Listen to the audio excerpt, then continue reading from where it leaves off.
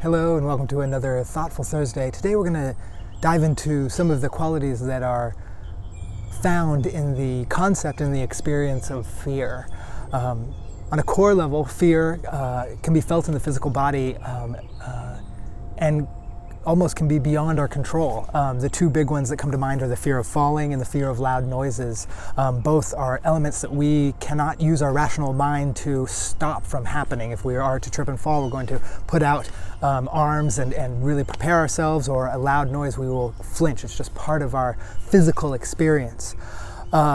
When we move through the strata of what fear is, though, there are big fears that are much more in our control, especially those fears, the stuff that keeps us up at night, the fear of something bad happening or a particular outcome that may be not to our liking, and this can be pretty debilitating.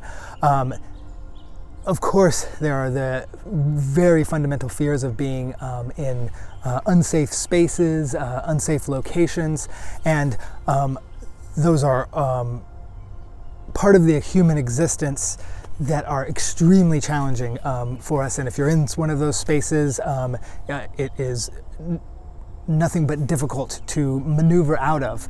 But hopefully talking about some of the elements that we do have control of will bring some light and shed some light on how to navigate things that are a little bit more sticky. So for the rest of the time, I'm going to talk about fear in the sense of the fears that are out there, the fears that are coming up. Because if we get into fear, one of the big elements of it is it's often not a real-time experience. We're typically fearful of what's coming next. An example I would use is if you're in the woods and you're walking along and then you see mountain lion prints on the ground. Well, fear ticks up, right? Oh my gosh, I'm fearful this mountain lion is nearby, I might be in danger, right?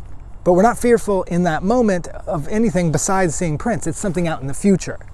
And then if we come around a bend and we see a mountain lion there, we might feel very fearful, but what we're fearful of is the attack, not just seeing the mountain lion. So our fear is triggered, but what's out there is still in the future. That mountain lion comes and grabs us by the arm, we might be afraid of dying or bleeding out, but that's still yet to happen. And now this isn't 100% the exact way that all fear works. It is for a huge part of it, is that fear is a future-based construct of the mind that then triggers our fight or flight experience in the body. And there can be some really beneficial elements of slowing things down and looking at it that way. So if fear for you is based around something that's coming up in the next day, and feeling that fear in your body, we're kind of getting hijacked by something that is not in real time. And it can be so beneficial to move into what is currently happening in our physical surroundings and our physical experience. So if we are thinking of something, a possible interaction that may go a way we don't want the next day, whether that's at work or with a loved one or something like that, and that's kind of getting us into this very anxious mode, we're going to continue to have anxious thoughts about it because we're future projecting this particular scenario to happen. And the mind is designed to make meaning. And so if we're looking for things to be scared of in the future, it's going to develop all of the possible outcomes, machination after machination of the bad things that can happen. One thing we can do is to point the mind in a different direction. What are some possible good outcomes that could happen from this scenario? Even if it's something that's very challenging that you're going to experience. Just to see how the mind can just be hyper-focused in one direction. And if we point the mind in another space and try and list all the good things that can happen, we can often get a good list there as well. Secondarily,